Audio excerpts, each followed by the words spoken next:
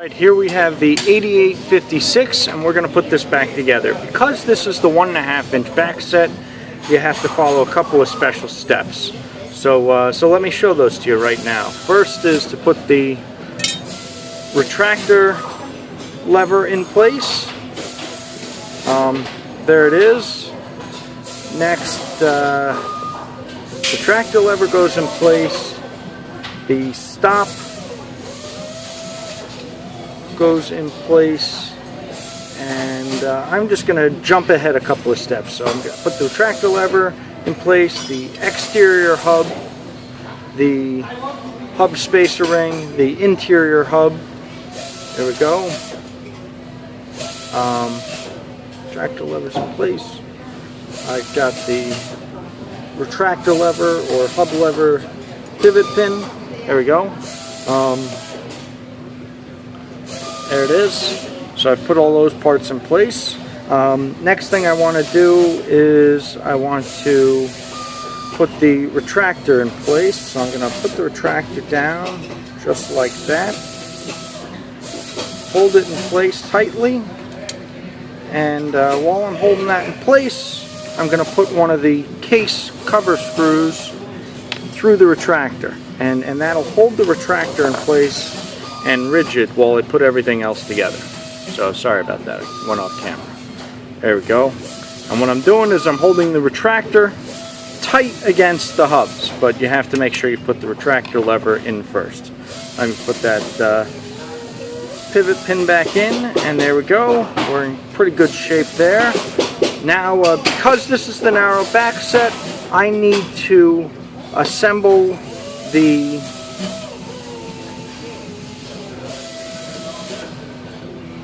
toggle as I do this. So I line it in place because it's such a narrow back set. I put the spring and the wire form there. I press that into place down at the bottom here, and while I'm holding that in alignment, I'm going to slide the base front into position. Now remember, the other 8800 series locks with the narrow back set need to have the deadbolt put in first, but because this doesn't have a deadbolt, it's the 8856. You don't have that issue. You just have to worry about getting the thumb toggle and wire form in place. And that is harder than it looks. I'm going to stand it up to do this. It's just a little bit easier. Stand it up, put that like that, line that in place, and now I'm going to push the base front into place. And what I've done is I've seated the toggle on the divots in the base front. So there we go. Just like so. I lift that up, and the toggle is locked in place. Good. I'm going to put those base front screws on before that unseats itself, because it has a habit of doing that.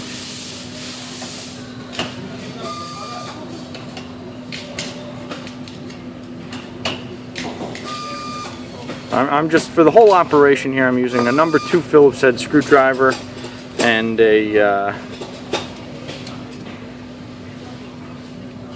and you'll see me seat a couple of the springs with a flathead screwdriver. Not incredibly complex there. So there we go, that's now in place. I'm going to have to slide the stop in place. So I have to hold that just like that, and I pop the stop in place. So I've got a auxiliary retractor spring. I'm going to slide into place. There we go. I can do that with my hand and then seat the back of it with the screwdriver, just in alignment. We've got the primary retractor spring I can put in place now. Why not? So I grab that down here at the base, and watch out, get your hand out of the way so you don't let me try that again. get your hand out of the way. I'm holding it up here and I'm twisting from down here. There we go. I don't know if you saw that. Hopefully I didn't lean over too much, but there's the retractor spring in place. Now this has got a couple of small parts that are a little bit confusing. So one is your auxiliary latch. The next is your locking lever.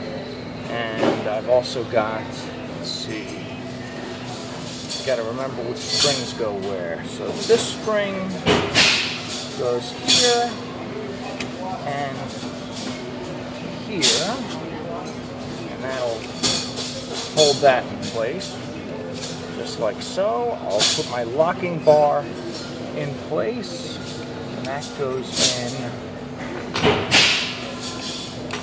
right here.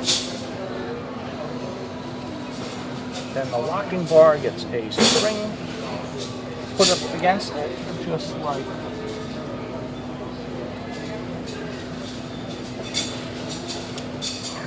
so. You see it goes into this slot and then pops into place. So there we go, the locking bar is in place. And you can see when there we go. Locking bar is in place. Now we got a couple of things. I'm gonna put this bushing in just so I don't forget it, and I get the mystery out of the way. Then I have a spacer block that goes this way. Oh jeez, goes this way, and that helps with the locking mechanism. That goes, sorry, right there. So you can see the auxiliary latch pushes there. Releasing the locking bar to be spring down and push against the latch. I'm going to put the latch bolt in place so you can see that full mechanism in working. Latch bolt has a spring that goes right into the pocket in the tail.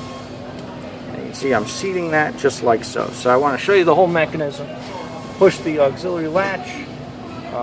I can't show you the whole mechanism because I still have that screw holding the retractor in place.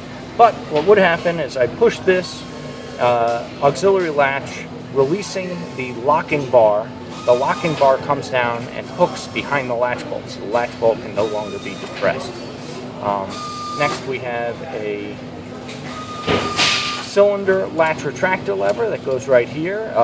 The cylinder latch retractor lever allows you to retract the latch bolt with the cylinder, and it also takes up a gap here and helps with the spacing of the other internal components.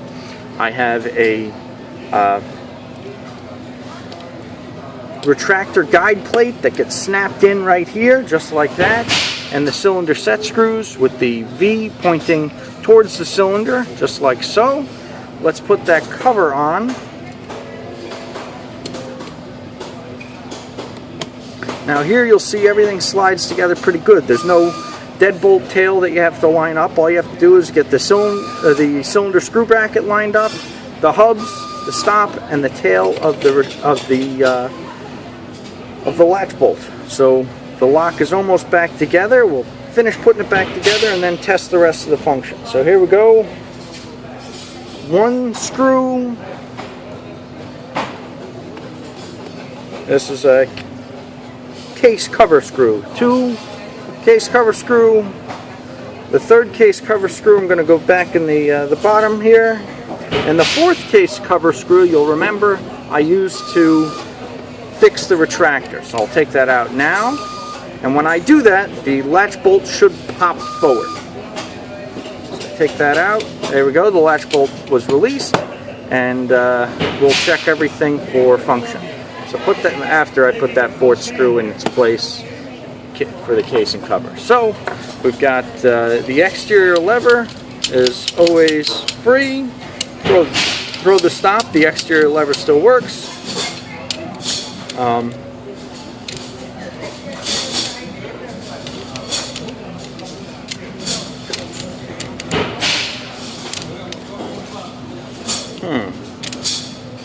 I'm sorry, the interior lever still works. So we got the interior lever. The exterior lever is here. You can see it's held rigid. I throw the stop and it's released. There bias. Now I just want to double check the cylinder latch retractor lever. There you go, I'm pushing it with my finger. That's right there. And now I wanted to show you when I depress the auxiliary latch like so, it pushes the locking bar. The locking bar is released to be pushed down by its own spring, and it catches on that spot on the latch bolt. All right, so there we go. One thing I just wanted to check was that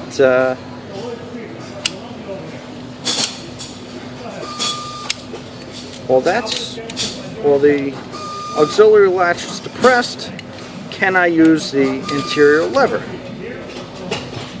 So let's see that. So there we go. Here's the interior lever. I can use it. So there we go. Everything works great, and there's your 8856.